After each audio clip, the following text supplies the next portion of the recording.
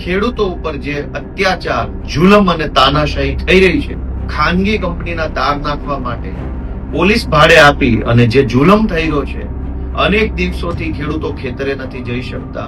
8-10 વર્ષના છોકરાઓને પણ પોલીસે ડિટેન કર્યા છે. લોકો સાથે શું શું ઘટનાઓ બની છે એની માહિતી મેળવી અને આખા ગુજરાત સુધી એ વાત પહોંચાડવા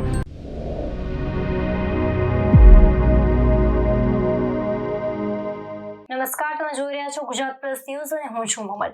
કોટ ગામે જે ખેડૂતો પર અત્યાચાર, તાનાશાહી અને જુલમ થઈ રહ્યા છે એને લઈને આમ આદમી પાર્ટીના ધારાસભ્ય ગોપાલ ઇટાલિયા હવે મેદાને આવ્યા છે. ગોપાલ ઇટાલિયાએ વિડીયોના માધ્યમથી ખેડૂતોના હિત માટે અવાજ ઉઠાવ્યો છે.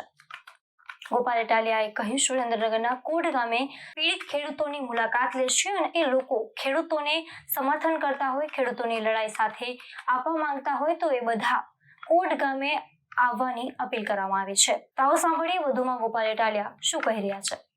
નમસ્કાર મિત્રો, હું છું ગોપાલ ઇટાલિયા.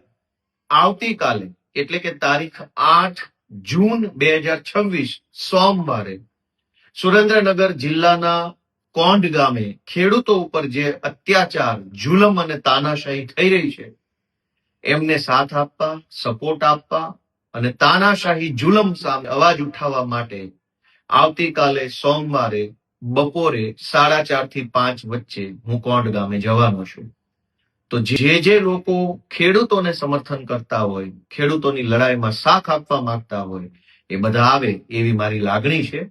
મેં જાણ્યું કે કોંઢ ગામે ખાનગી કંપનીના તાર નાખવા માટે પોલીસ ભાડે આપી અને જે જુલમ થઈ રહ્યો છે, અનેક દિવસોથી ખેડૂતો ખેતરે નથી જઈ શકતા. નાના બાળકો ઉપર પણ જુલમ થયો છે. 8-10 વર્ષના છોકરાઓને પણ પોલીસે ડિટેન કર્યા છે. માતા બહેનો સાથે ગેરવર્તન કરવામાં આવ્યું છે. ખેતરની અંદર ભયંકર નુકસાન કરવામાં આવ્યું છે.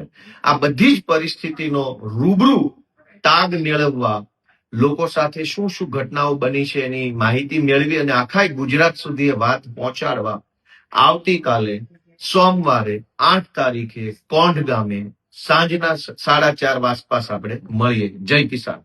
ગોપાલ ઇટાલિયાની વાતથી તમે કેટલા સહેમત છો, શું વિચારો છો, કોમેન્ટ કરીને અમને જરૂરથી જણાવજો. અત્યાર માટે બસ આટલું જ. નમસ્કાર.